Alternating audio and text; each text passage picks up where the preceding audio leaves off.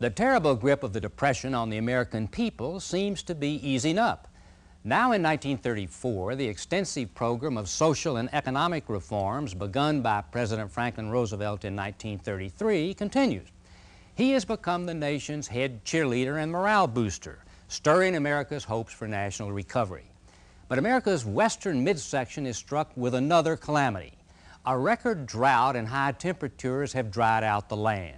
Crops are dead, cattle dying, farmers in despair.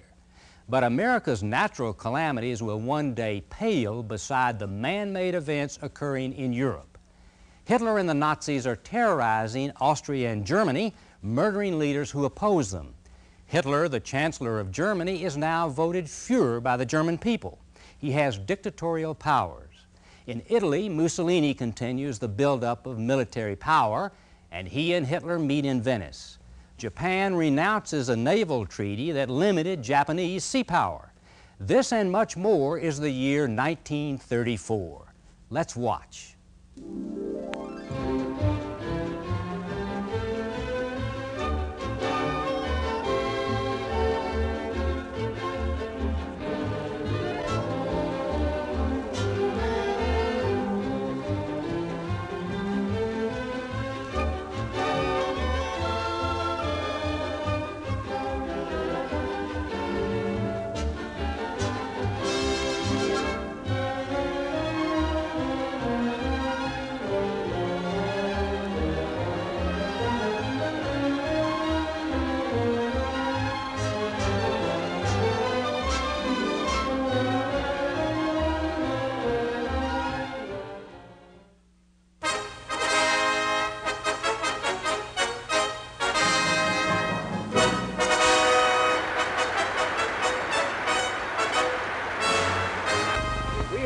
I think, great strides towards the objectives of the National Industrial Recovery Act. For not only have several millions of our unemployed been restored to work, but industry is organizing itself with a greater understanding that reasonable profit can be earned, while at the same time protection can be assured to guarantee to labor adequate pay and proper conditions of work. Child labor is abolished.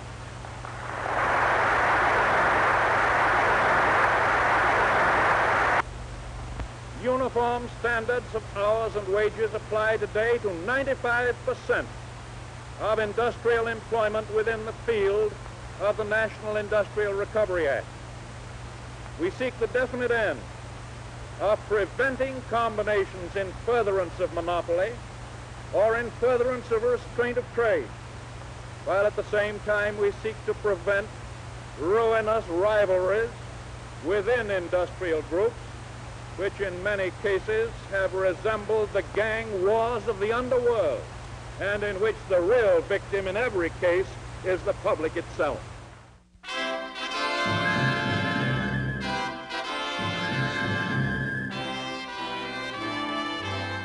Russia's new envoy, accompanied by Ambassador Bullitt from Moscow, is arriving aboard the steamship Washington.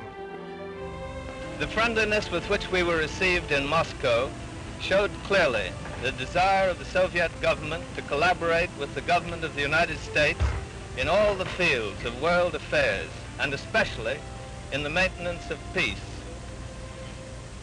I am sure that Ambassador Troyanovsky will be received in the United States with the same friendliness.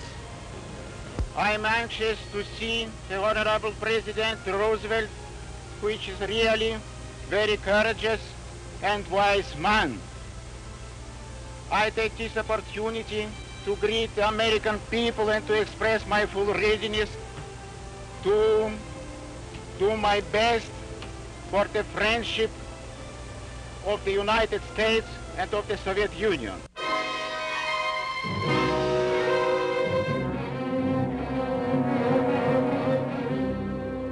John Dillinger is dead, trapped at last, and shot down in his tracks as he emerged from this motion picture theater here in Chicago.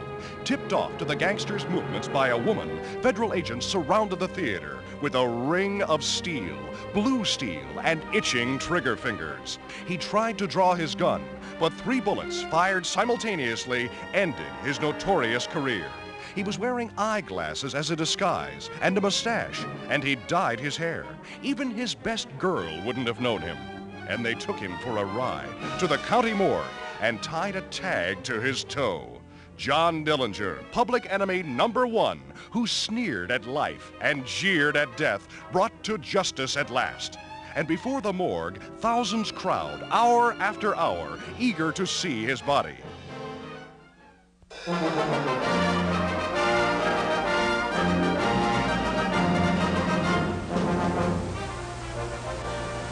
We have Al right here with us. He's surrounded by his father and his brothers. I'm just going to ask you to say a word to you right now so that you may get some idea of his impression and his reaction when he went over the line with that ball. You've been very kind to me, and I surely do appreciate it.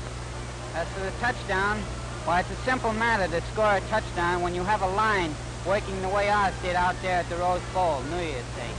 Thank you. Al, is that the way you carried the ball when you went over the line? This is not exactly the way, Commissioner, but it is almost.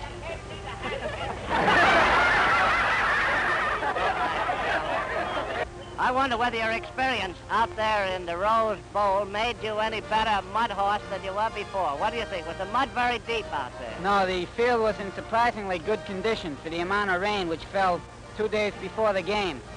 The field was a little wet, but the footing was fine. Well, that's fine. I think it'll take more than a wet field to beat any team of which you're a part. And we hope that in the future, as a junior and as a senior, you're going to bring more glory to Columbia and more glory to Jersey City. Hey!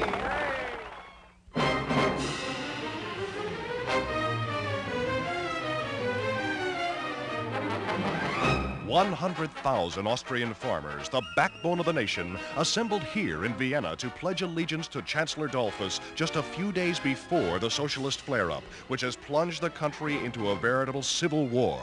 Dollfuss is very popular with the farmers. Their backing's his greatest power. What a pity that the socialist revolt had to center around these wonderful workers' apartment houses, the finest working-class dwellings in the world. Vienna is an armed camp, with armored trucks and motorloads of troops moving in a constant stream through the streets to the points of conflict. Similar scenes are being enacted in other Austrian cities. Meanwhile, the Austrian situation is so bad, Mussolini is moving 2 Army Corps of Italian troops to the Austrian frontier.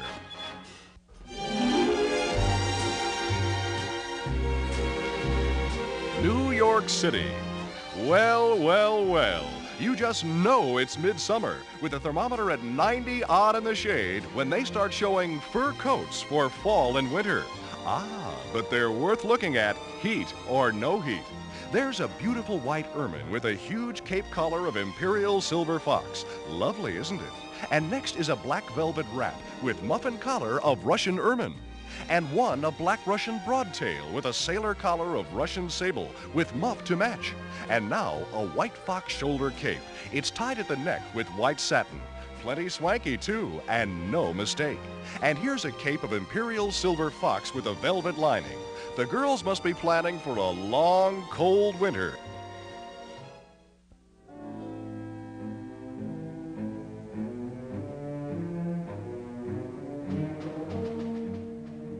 Paul von Hindenburg, President of the German Reich, Field Marshal of the nation's forces in the World War, and master military tactician, is dead. The soldier-statesman was 86 years old, and to the very end he fought death, as he fought on the battlefield, with every ounce of energy that his heart could command. Throughout his life, von Hindenburg was a soldier, and his allegiance to rigorous military routine and his stern attitude won him the title of Iron Man. His great military achievements, including the annihilation of 3 Russian armies in a battle at Tannenberg, East Prussia in 1914, made him the hero of the Central Powers in the war. A great figure in the history of the world has passed on, closing another chapter in the swiftly moving story of Germany's national affairs.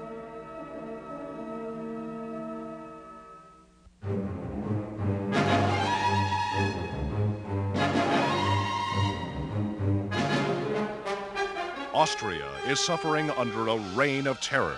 Following the murder of Chancellor Dollfuss by a group of Nazi sympathizers dressed in the uniforms of loyal soldiers, martial law is declared and troops guard and patrol every important building and street in Vienna.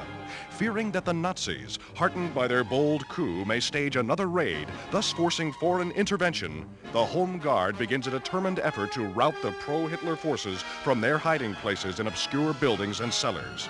By prearranged signal from a suburb of Vienna, Nazis attempted to capture many other cities, principally in the southern part of the nation. But in every case, they were repelled by the local Home Guard units. The entire world is watching Austria and hoping that it may not be the center of another great storm that will break and engulf Europe in a mighty conflict.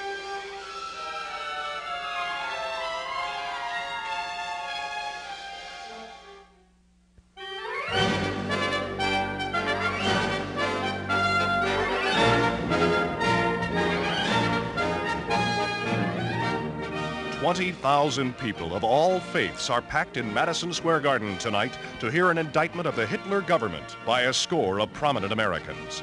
Let's hear Professor Raymond Moley, former Undersecretary of State. It is not merely a battle in behalf of Jews. It is a fight for the integrity of American principle.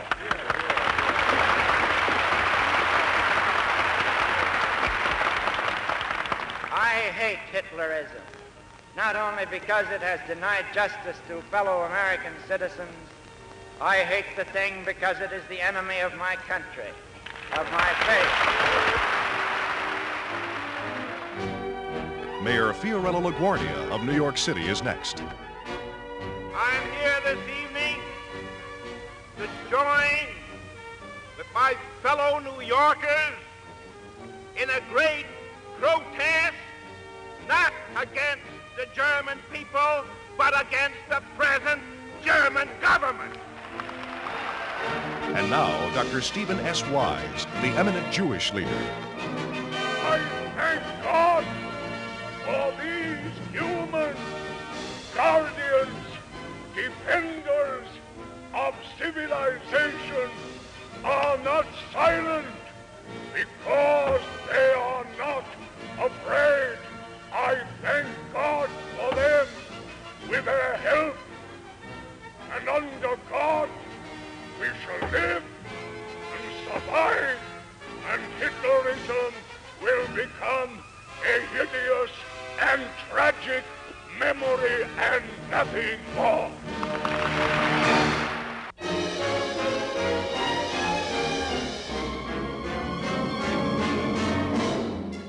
Here they come for the start of the classic 500-mile auto race at the Indianapolis Motor Speedway, the biggest track contest of the year. The starters, Roscoe Turner, America's great air ace. 33 of America's most reckless speed demons are out there with their mechanics in 33 of the fastest speed wagons ever built.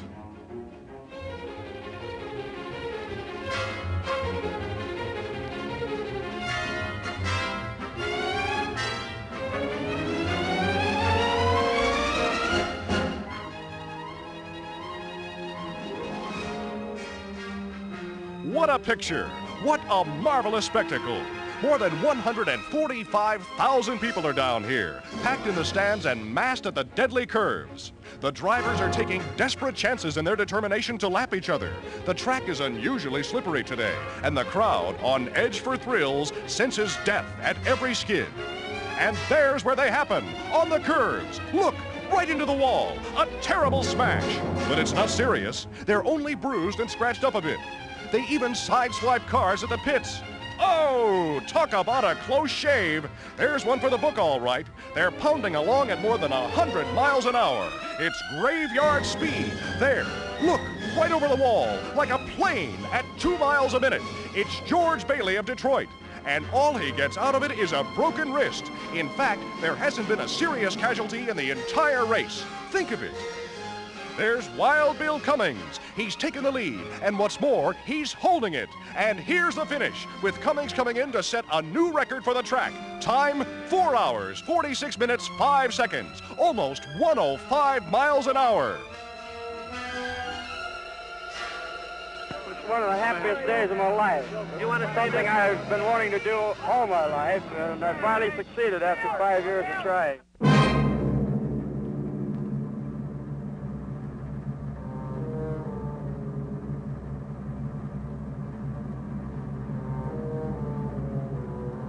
The worst drought in 50 years has cast a blight over the country from the Dakotas to Texas.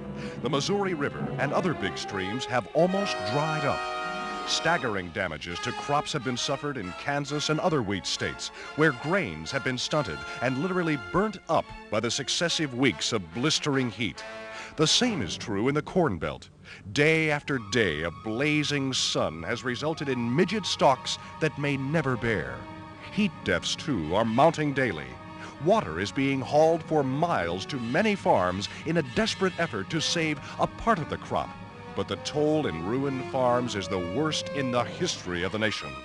Cattle are dying off by the thousands from starvation and from thirst. A veritable plague has visited the once prosperous farms of the section. Farmers are working desperately to save the situation, hauling water for miles from city fire hydrants to their parched acres in the nearby counties. It's a record drought that has dried up streams and wells never before known to run dry.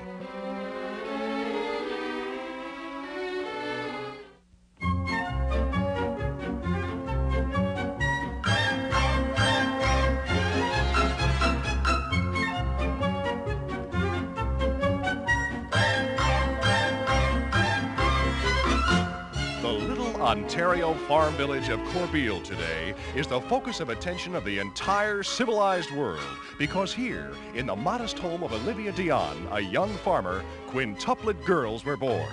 And what's more, they're all thriving and expected to live. Dr. Defoe, the family physician, is devoting his entire time to the care of the remarkable infants, whose case has broken medical records of 500 years. Miss Dion expects to be up and about shortly, and the babies, Amelia, Cecile, Annette, Yvonne, and Marie, although they weighed only 2 or 3 pounds at birth, are putting up a great fight for life. Canadian authorities have sent special nurses and equipment to Dr. Defoe's aid, and every care is being taken to save the 5 unusual infants. The proud father, the man with the cap, is still a bit stunned by his suddenly increased family obligations. The Dions already have 5 children, ranging in ages from 2 to 7.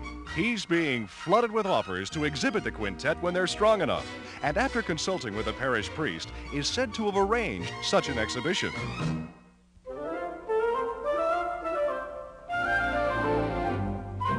The co-eds of the University of Southern California have gone in for a new game, T-ball, a combination of baseball and golf. It's played with a baseball on a baseball diamond, but they use a golf stick instead of a bat.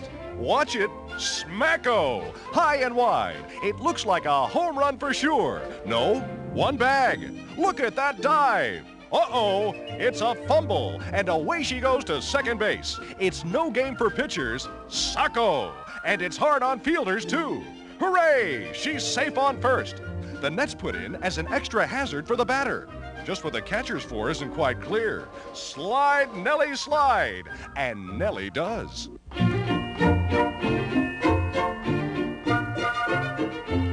Goshen, New York. There's the start of the trotting race for 2-year-olds for the E.H. Harriman Trophy, opening the trotting season here at the historic Goshen track. Tulsa Brewer, number 4, is the favorite, but Snowdown, number 3, driven by Al Drinkwater, is out to give the favorite a big fight. This is the inaugural meeting of the Bay State Circuit and the first trotting race held in the East since betting was legalized in New York State. The Longshot boys are sitting pretty today because Snowdown, the outsider in this race, is coming on to win. Look at that. And here's the finish. Snowdown wins by half a length. Time 2 minutes and 14 seconds for the mile. A beautiful race and a wonderful filly.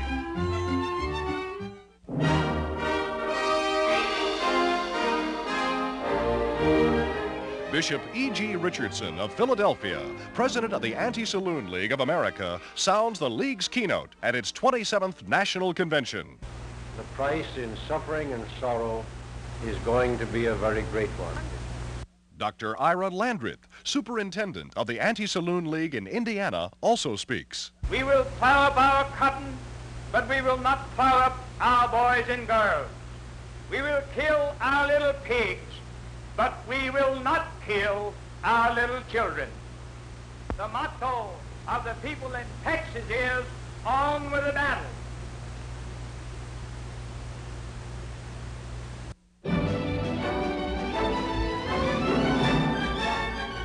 Chicago, Illinois. Here's the railroad man's answer to the airplane. A new streamlined train built entirely of aluminum that is capable of maintaining a speed of 110 miles an hour. It's ready now for its first test since being turned over to the Union Pacific Railroad by its manufacturers. Hailed as the forerunner of a new era in rail transportation, it's expected to cut traveling time between here and the West Coast by 20 hours. No vibration either. Meals can be served and eaten in comfort, even at a speed of 1.5 miles a minute. It means the end of the bridge game on the 515.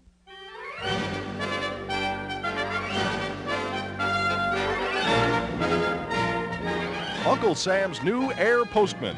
The Army's expert aviators are getting final instructions for flying the mail over the U.S., and here are the big planes that will do the job. Almost 12,000 miles of airlines are being manned by Army flyers. Several hundred Army lieutenants and captains are set for their new task. The mail couldn't be in safer hands. The speedy fighting planes make 130 miles an hour, and there she goes, the new Army airmail. Birds of war on a mission of peace and utility. How different from the first time the Army flew the mail. 1918 President and Mrs. Wilson are out for an auspicious event. The first airmail letter from the President to the New York Postmaster, and it inaugurates a new era in postal service. These historic pictures were taken by the Army Signal Corps and are among the prized possessions in War Department archives. The pilot of the first flight was Lieutenant George L. Boyle. With the President's Godspeed, the first U.S. airmail flyer takes off for New York in an old wartime Jenny and goes 25 miles without stopping.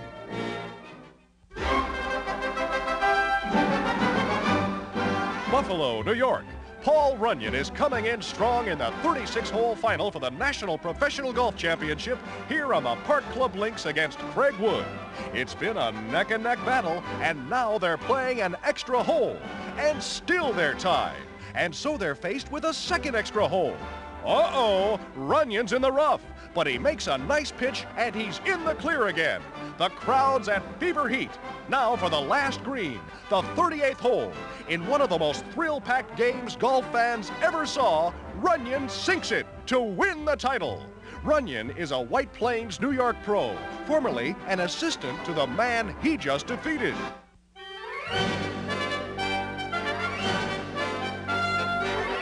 Florence, Alabama. Thousands of unemployed men are working here at Muscle Shoals, rushing construction of the new $15 million General Joe Wheeler Dam, which is to be a key part of the entire hydroelectric and flood control project now being carried on in the Tennessee Valley. When finished, the dam will be the longest in the country and will create a reservoir 100 square miles in area, extending more than 80 miles up the river. And now, workmen are preparing a great blast. More than 5,000 sticks of dynamite are being planted in drill holes as everything is cleared. And there's the signal. The fuse is touched off, and here she goes. Watch out below!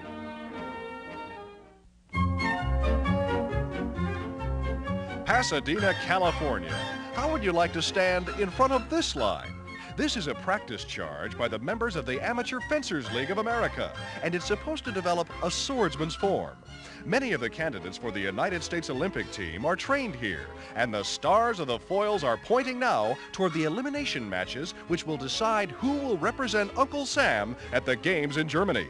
Even with masks and tipped swords, fencing is a pretty risky business. You have to move fast, but these young men and women are real experts.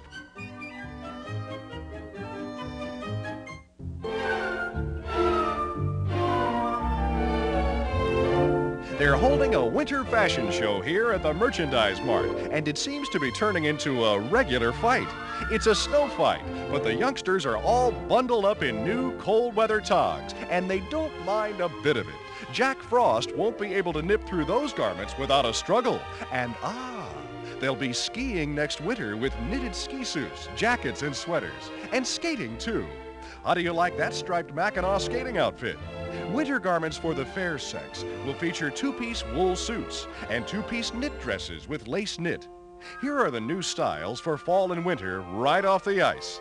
Rabbit's wool, jersey knits in close and lacy effects, patterned cottons, stripes, checks, and plaids, short jackets and swagger types, and the strong leaning to sports and tailored types.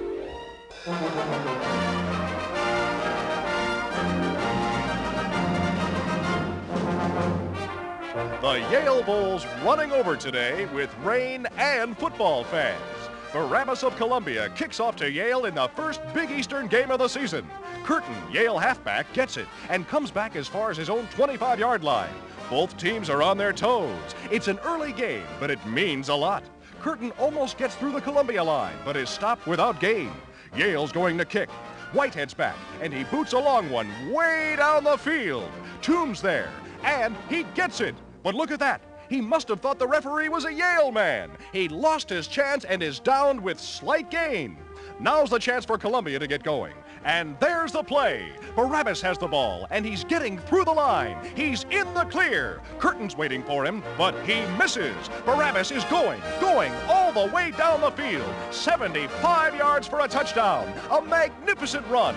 By far the greatest thrill of the game, although there were other touchdowns. It's a great victory for the Lions, but the fight isn't over yet. Columbia rooters are determined to carry off the goalpost, but the Yale men object. And how they object. It's a battle royal with the odds on the Elis this time. Foe against foe, yes, and friend against friend. It's that mixed up. But there goes the old goalpost, and it's a pushover for the Columbia Phalanx. You can't blame them. It's the first chance they've had at a Yale goalpost since way back in 1905.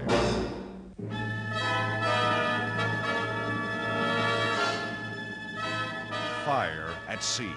The world's greatest horror of horrors. The luxurious ward liner Morrow Castles being raked by flames, which broke out mysteriously shortly after midnight during a heavy storm 8 miles off the Jersey coast. Many of the 300 passengers were trapped in their cabins. Some of the lifeboats were lowered, but others were burned in their davits.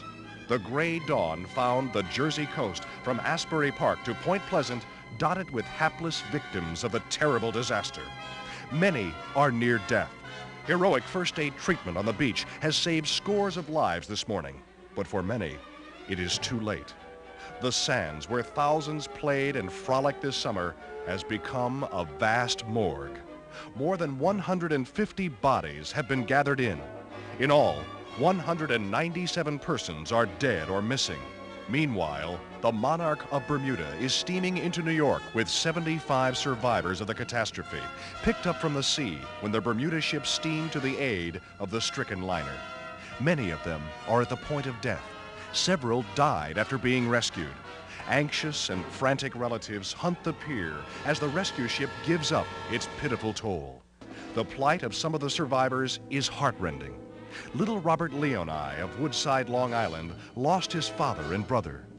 The steamship Andrea Lukenbach also was rushed to the scene of the disaster by its captain Henry Hill and picked up a score or more of half-dead passengers or crew who had leaped from the blazing inferno into the deep.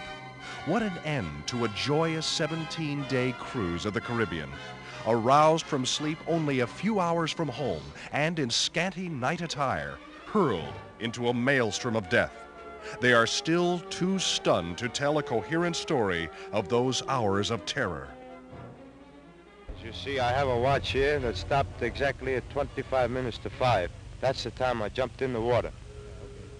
And from then on, I hung around the water, trying my best not to get all excited, for 7 hours. Bellboy on my life belt that didn't have no life belt or life preserver on. So they took him on and left me there. And 3 hours later, one of the boats picked me up. We were in the water 5 hours. All except that there was another girl in our party who was in another room, and we couldn't find her, and I still don't know whether she has been rescued or not. I'm hoping very much that she was.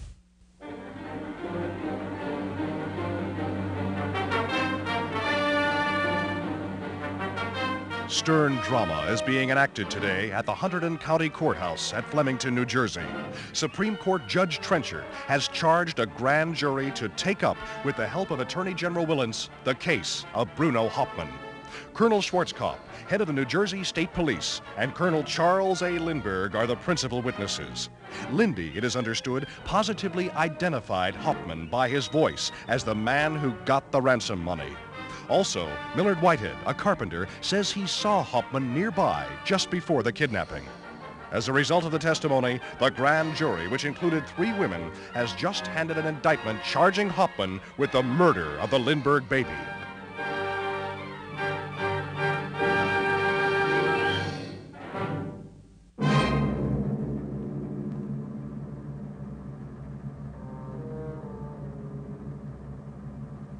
Days later, Attorney General Willens of New Jersey pleads for Hauptmann's extradition from New York.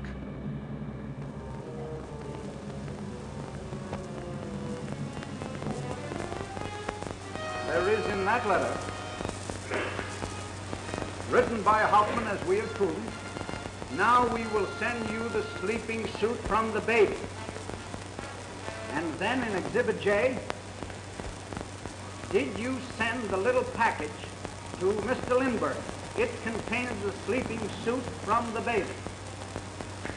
And our contention in that respect, if Your Honor please, is that these various notes are the defendant Hauptmann's admission and confession of his presence in the room that night and of his having taken the sleeping suit from the child that was taken from the house that night in New Jersey.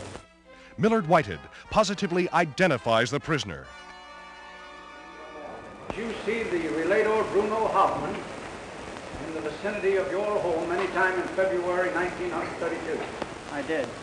Who was that man? The man is the claimed Hauptmann. Do you see him in the courtroom? Yes, sir. Will you indicate him? Right there.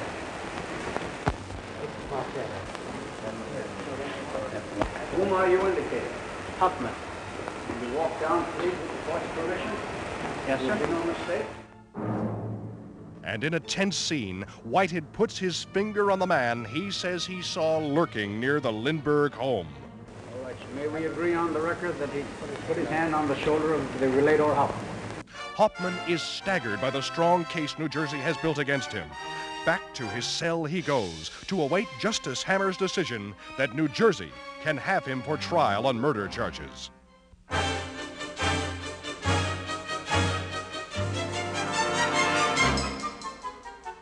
San Diego, California. David Gordon Hall, a local inventor, has built an automobile which he says is collision-proof. The body is made of steel wire mesh and plaster of Paris. It gives, but not until it hurts, says he. It can take the bumps all right, even over rough road. Wow, a regular leaping Lena. What a car that would be for detours.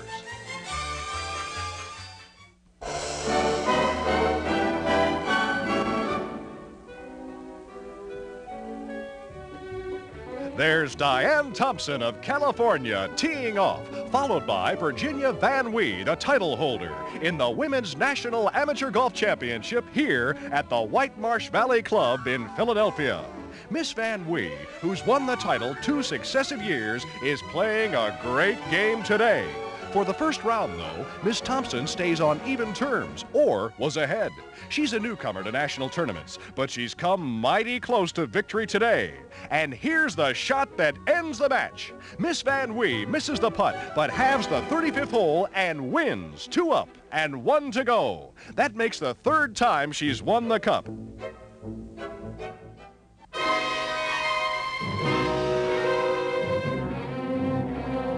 Thousands of gangland's guns, ranging from rifles down to fountain pen gas guns, are being dumped into the sea off the Scotland Lightship by the New York police. The 3,714 pistols and 1,129 other contraband weapons represent a year's haul by Gotham's Bluecoats. They're being sunk in the sea to ensure their removal forever from the reach of the big city's criminals. And there go the last of them, a present for Davy Jones and his crew.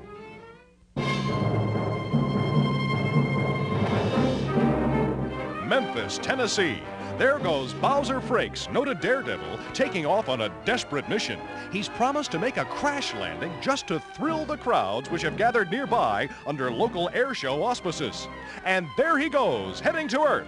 Watch him crash! Look out! Wow! What a crack-up! Imagine anyone risking his neck like that as a holiday stunt. But he wasn't hurt a bit. The only thing damaged was his plane.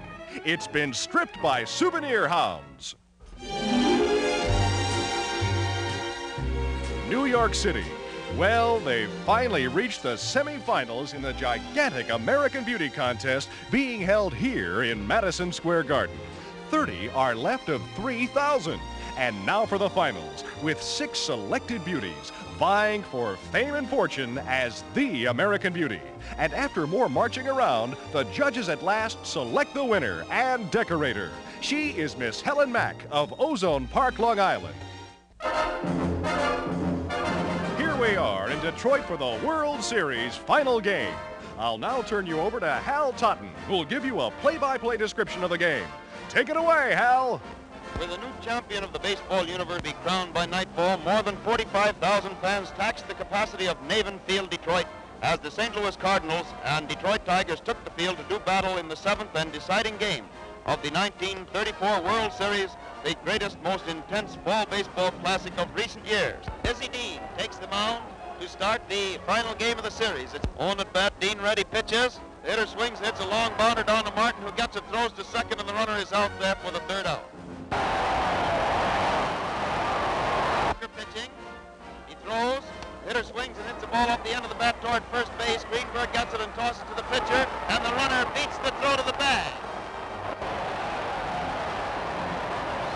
Rock at bat for the Cardinals. Runners on first and third. Hawker is ready. He pitches. The runner from first goes to second and slides in safely. Martin still second. Hawker pitching to Frisch with the bases full. He starts his windup. He throws. And Frisch drives it out into right field for a good clean base hit. 1 run is in. The ball gets past box. A 2nd run scoring. 3rd runner is around 3rd base on his way home. And Frisch pulls up at 2nd base. The ball goes through the infield on the throw-in, but they hold Frisch at 2nd. Schoolboy Rowe is pitching now. And Collins lines the first ball pitched into left field for a base hit, scoring Frisch with the Cardinals' 4th run.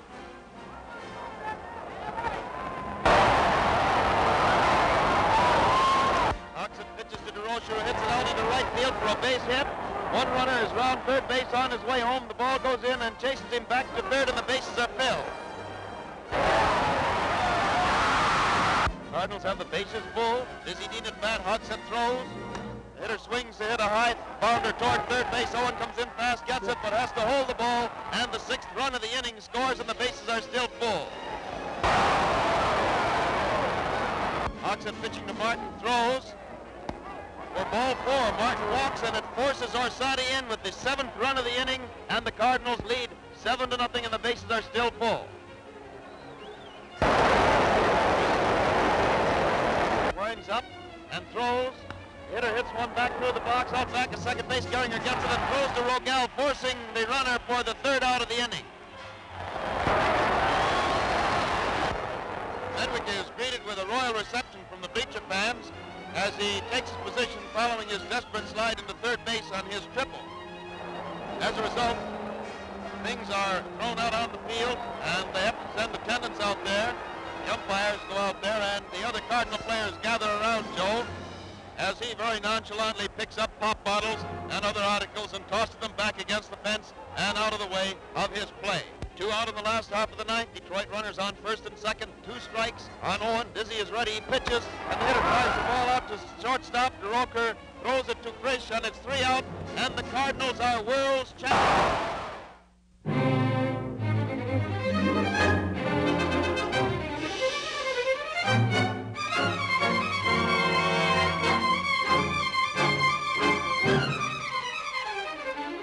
About to see the most amazing pictures ever made, the assassination of King Alexander of Yugoslavia. The ill-fated ruler, arriving in Marseille aboard the Yugoslavian cruiser Dubrovnik, is visiting France on a mission of extreme importance. The final move in critical negotiations he hopes will cement the goodwill relationships of Yugoslavia, Italy, and France, and banish the specter of war from the Adriatic and Middle Europe.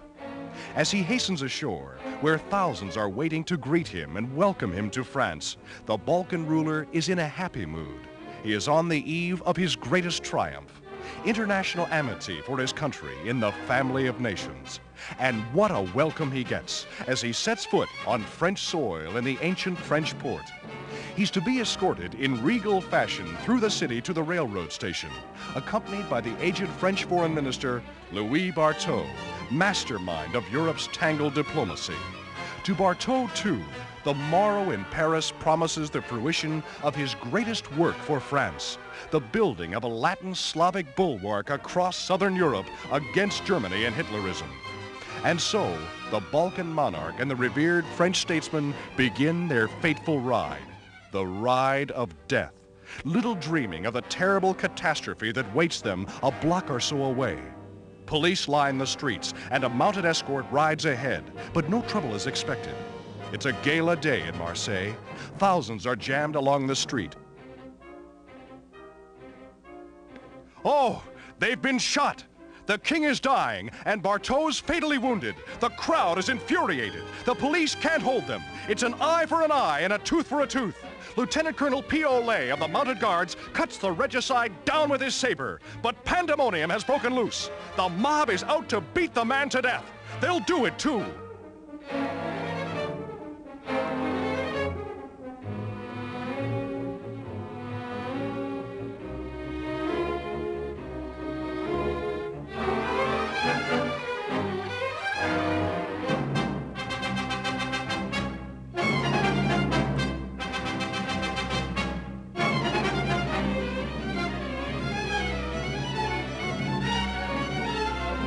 He's a Croatian conspirator, one of the king's own subjects, chosen by lot to do this foul deed. He tried to kill himself after firing into the king's car, but the police and the crowd were too quick for him.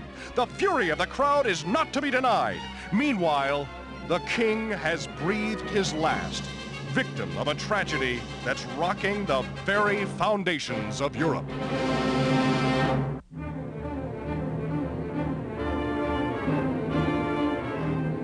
The ambassador of Japan is calling on Secretary of State Cordell Hull today with a momentous message. He's notifying the State Department that after due deliberation, the Imperial Privy Council, with the full approval of the Emperor, son of Heaven Hirohito, has decided to denounce the Washington Naval Treaty of 1922. Meanwhile, by a coincidence, America announces unparalleled naval maneuvers in the Pacific.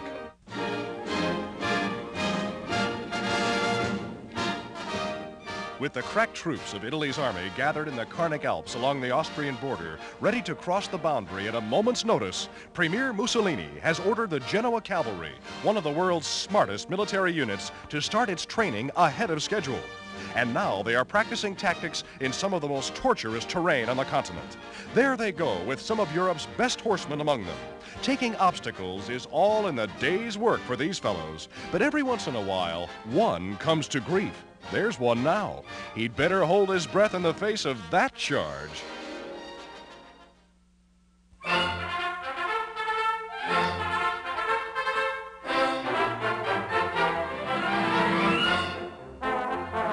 Giant Jim Browning, world's heavyweight wrestling champion, and Jim Londos, the sturdy Greek, have been battling down there for an hour in a one-fall match for the 1934 championship. It's the biggest mat bout of the year, and more than 20,000 fans are here in Madison Square Garden to see the long-heralded title match. Browning's had the best of the fight so far. His title's not in danger yet. There he goes with one of his famous body scissors holds on Londos. It's terrible punishment for the Greek, too, but he can take it and a lot more. Oh! Oh! There's an illegal stranglehold by Londos. Yep, the referee's breaking it. And look, Browning can't stand up. He's been hurt all right, and he's groggy, too. This is the chance the Greek's been looking for. After an hour of punishment, Londos suddenly comes back. Here comes a body slam. Wacko! That hurt. Browning won't be able to stand much of that kind of treatment. Here comes another one. Ow! Browning can't help himself. He's as good as beaten. There's the Londo's airplane spin. And whoa! That's the end. There isn't any more. It's up to the referee now. Yep, Londos wins in 1 hour, 10 minutes, and 10 seconds, with most of his attack limited to the last 10 minutes. It was a great battle all the way, though, and a regular roundhouse finish. Meet the new world's heavyweight wrestling champion.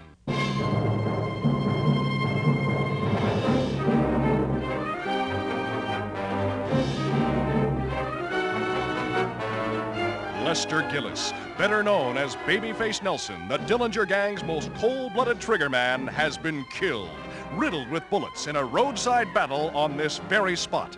William Gallagher, Illinois state policeman, witnessed the bloody conflict and took part in it.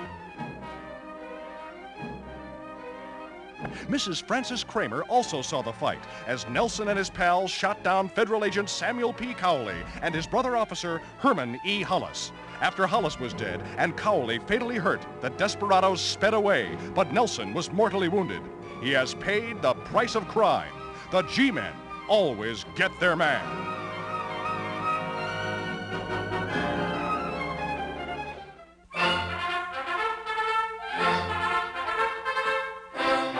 Bill Blomberg's been teaching a few dogs some old tricks.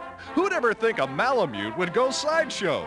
But Bill's trained Huskies prove that the famous Eskimo dogs can do their stuff in a circus ring as well as in the Arctic Circle, even to skipping rope. But I'll bet they never skip a meal. And now for the bow wow act of the show, balancing the budget.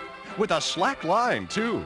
What a perch for a pooch. He must think he's a canary. Ah, he does it. Just try that on your wash line.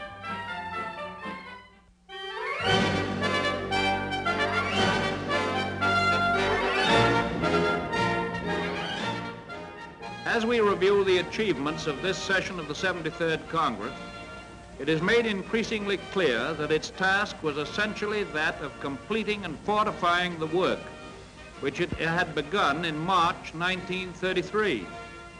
That was no easy task, but the Congress was equal to it. It has been well said that while there were a few exceptions, this Congress displayed a greater freedom from mere partisanship than any other peacetime Congress in our history since the administration of President Washington. Substantial gains, well known to all of you, have justified our course. I could cite statistics to show you as unanswerable measures of our national progress.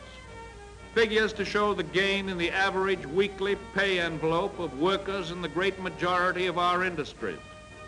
Figures to show hundreds of thousands of people re-employed in private industries and other hundreds of thousands given new employment through the expansion of direct and indirect government assistance of various kinds. In the working out of a great national program that seeks the primary good of the greater number, it is true that the toes of some people are being stepped on and are going to be stepped on. But these toes belong to the comparative few who seek to retain or to gain position or riches or both by some shortcut that is harmful to the greater good.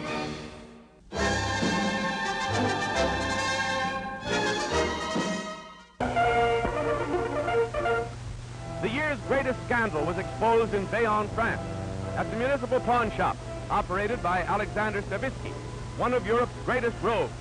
Autopsies were resorted to in desperate attempts to solve the mystery of Stavisky's operations, which were climaxed by bloody street riots in the heart of Paris, following the loss of 200 million francs by depositors and revelations of governmental complicity. 9,000 people were killed and 50,000 injured in a tremendous earthquake which devastated sections of northwest India near Benares, leveling buildings in village after village and burying the hapless victims in the ruins of their homes, factories, and schools. A terrible catastrophe. without doubt, one of the worst holocausts of modern times. Revolution threatened Cuba's existence. Tanks, machine guns, troops. In fact, every martial force at hand had to be used to suppress anti-government forces that fought in bloody battles such as this. A succession of presidents followed the abdication of Gerardo Machado, but serious riots continued, threatening for a time to make the island republic a gory battlefield for guerrilla warfare. But everything's quiet right now. Here comes Cavalcade, Mrs. Isabel Dodge Sloan's brown 3-year-old, champion moneymaker into the home stretch in the 60th running of the Kentucky Derby at Churchill Downs. By coming through to win this classic race from a fine field, Cavalcade definitely established himself as one of the greatest thoroughbreds of all time. His many triumphs in other blue-ribbon turf events helped add much to the prestige of his stable, the greatest moneymaker of the year. In the worst conflagration in the city of Chicago since the Great Fire of 1871, the famous Chicago stockyards, including the pens and countless animals, the huge exposition hall and many other structures were completely wiped out. For a time, the entire city was threatened. Babe Ruth, Sultan of Baseball's Kingdom of Swat, idol of millions, retired as a Major League regular after 20 years of service. He ended his career with a fly. Scott and Black, intrepid English airmen, helped make history this year when they landed in Melbourne, Australia, in their de Havilland Comet plane. After a 71-hour dash from England to win the race, leading a field of famous flyers in the world's greatest air derby. The year was one of violent labor troubles and strikes. San Francisco's general strike gripped the city in a death-like clutch. A gasoline shortage stopped almost every wheel in town. Everyone walked or stayed at home. Serious clashes claimed many victims. Business was paralyzed and hunger threatened the city. In Minneapolis, a truck driver strike was climaxed by severe riots and fights between the strikers and the police, with many casualties. While an auto accessory workers' strike in Toledo, state guardsmen had to resort to tear gas, lead, and cold steel to curb the temper of the strikers, spurred by radical agitators. Tear gas and knockout gas in a stifling barrage, which turned the Ohio city streets into an amazing scene of conflict, a veritable battle zone where 2 were killed and 7 wounded before the ranks of the strikers broke and their ringleaders could be rounded up. Warfare in the streets, civic strife at its worst. It has been a year of thrills, too. Do you remember this sensational crack-up at the Omaha air races? Oh, that is Gordon Israel trying to land his speed plane at 80 miles an hour after winning the Epley Trophy race. And miracle of miracles, he hardly got a scratch. Boy, and at the Ascot Speedway in Los Angeles, danger at the turn. Oh! High and dry on the fence, but again no casualties. They bear charmed lives sometimes. It's at the dirt track that death has its rendezvous. Look out! Oh, the thrill of the year!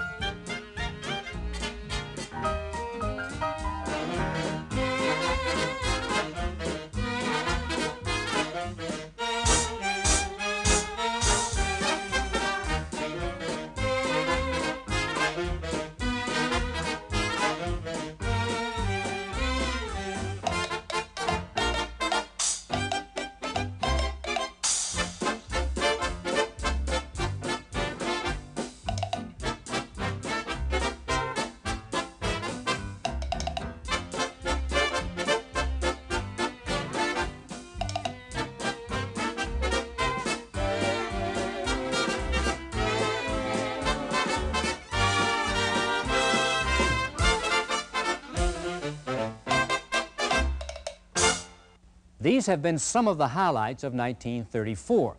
While Franklin Roosevelt tries to heal this nation's economic ills in 1934, leaders in other parts of the world have a different kind of agenda for their nations.